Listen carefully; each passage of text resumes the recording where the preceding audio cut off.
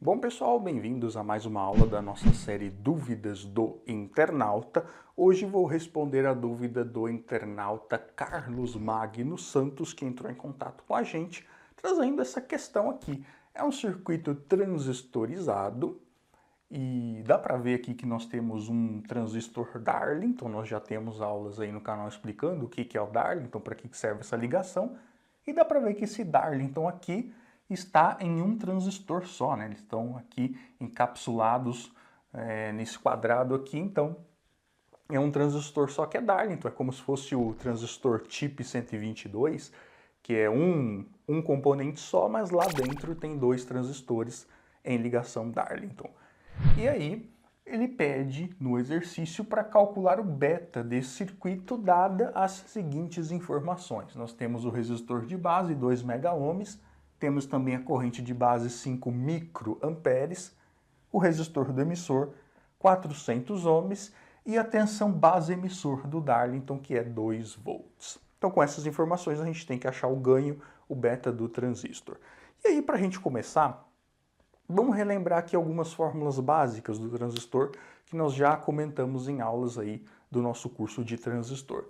Que é o seguinte, o primeiro, o que é o beta? O beta, ele é a relação da corrente de coletor dividido pela corrente de base, ou seja, é quantas vezes a corrente de coletor é maior do que a corrente de base. Então, a gente já sabe que a corrente de base é 5 microamperes, e se nós soubermos a corrente aqui do coletor, nós automaticamente podemos aplicar a fórmula e achar o ganho. Então, aquela é a fórmula básica do beta. E outra fórmula interessante é a seguinte: a corrente do emissor, deixa eu separar aqui, ela é praticamente igual à corrente de coletor. Na maioria dos casos, a gente pode igualar, dizer que a corrente aqui do emissor é a mesma que vem do coletor. Em termos práticos, se a gente quiser ser bem exato, nós já sabemos que a corrente de emissor, na verdade, ela é a soma da corrente que desce aqui pelo coletor somada com a corrente que entra na base.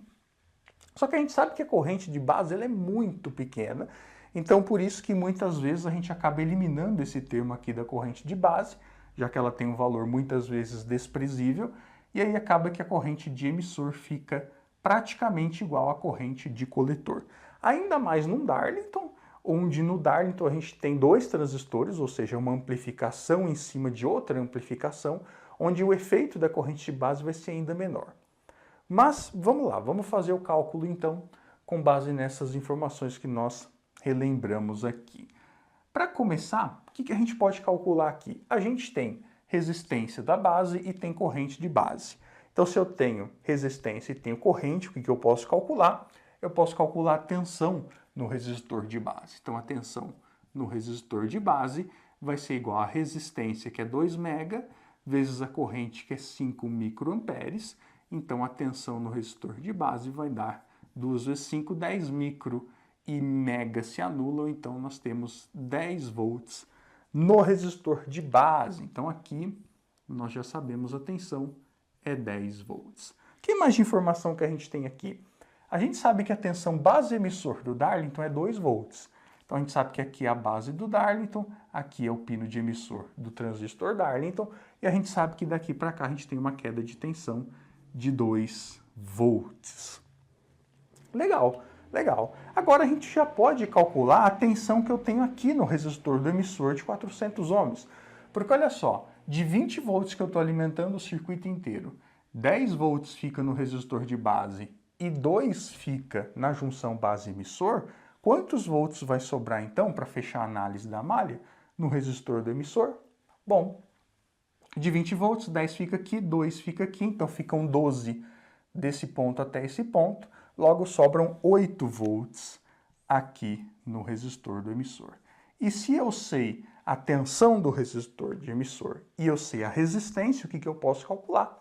Eu posso calcular a corrente aqui do emissor. Então, a corrente do emissor, usando a lei de Ohm, corrente vai ser a tensão pela resistência, 8 volts por 400, vai dar 8 por 4, 2, 20 miliamperes. Então, a gente já descobriu aqui que essa corrente aqui é de 20 miliamperes.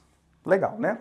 Agora, voltando ao que a gente viu lá no início, que a gente sabe que a corrente de emissor ela é praticamente igual à corrente de coletor. Não é exatamente igual, mas é praticamente igual. Ainda mais no Darling, então a gente pode considerar isso. Então, considerando que essa corrente aqui também é 20 miliamperes, corrente de coletor também é 20 miliamperes, eu consigo calcular o beta, porque eu tenho a corrente de coletor, que é 20 miliamperes, a corrente de base, que é 5 microamperes. Então, o nosso beta vai ficar a corrente de coletor 20 mili, dividido pela corrente de base 5 micro. Então, nós vamos ter 20 por 5, 4.000 é o valor do ganho desse transistor Darlington. Claro que se a gente for calcular exatamente, a diferença vai ser muito pequena. Vamos lá.